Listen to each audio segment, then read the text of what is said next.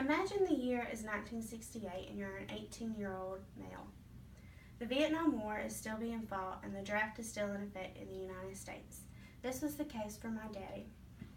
During the Vietnam War, he showed acts of bravery and heroism.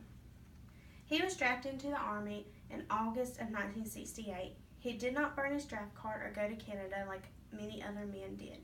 Instead, he took responsibility and fought for his country. After basic training in January of 1969, he went to Vietnam. He was assigned to carry the radio. This was a very important job. He called in their locations and the locations of the enemy. He also had to walk ahead of all the other soldiers. Since he carried the radio, he volunteered to go out and help find the men who had gotten pinned down by the enemy and could not get out on their own. This in itself is an example of his bravery and heroism. To try to get an upper edge on the war, America dropped Agent Orange on the force. Agent Orange was a herbicide that would kill all plant life. America did this because it left the enemy with little cover to hide and it killed their crops. This also had long-term effects on people. It caused many different diseases for the ones who came in contact with it, such as multiple types of cancer and Hodgkin's disease. In May of 1969, he was injured 2 separate times within 10 days. The first injury was in his hand. One of his men stepped on a booby trap. The shrapnel from the booby trap penetrated his hand. He stayed in the infirmary for around 10 days. On his first day back out in the field, he was injured for the second time.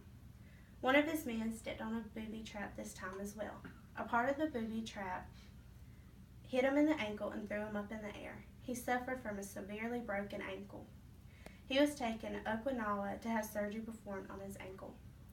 He returned home on September of 1969 on R&R, which is rest and recovery.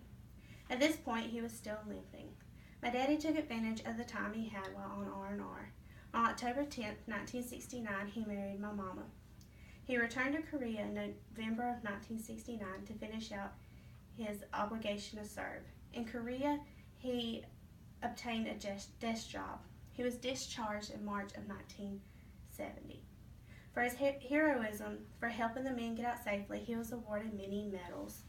These medals include a Bronze Star and 2 Accommodation Medals of Valor. He was awarded 2 Purple Hearts due to the injuries he sustained during battle. He was also awarded many other medals. These medals can be found displayed in a case hanging on a wall in my mama's house. Growing up, my daddy would tell me stories of his time in Vietnam. When I was in high school, I interviewed him for a project in my history class. One story that still sticks out in my mind is how the enemy would strap bombs to women and children and send them in to kill the United States troops. My daddy said they didn't know who to trust. If they saw women or children carrying guns, they were told to kill on sight.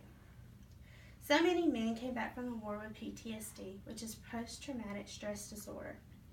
Even though my daddy went through a lot of horrible things, he did not show any signs of PTSD.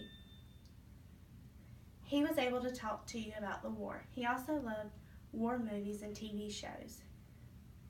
I have always been inspired by the bravery and heroism that my daddy displayed decades before I was born. In May of 2007, my daddy died. A couple of months prior, he found out that he had a tumor on his kidney and it had ruptured. The tumor was malignant. We'll never know for sure, but this could have been caused by the Agent Orange that was dropped while he was in Vietnam. Regardless, my daddy lived a full life. He was a father to 4 children and a grandfather to 3 grandchildren. He had a good, strong marriage for 37 years. I will never forget what he did for our country.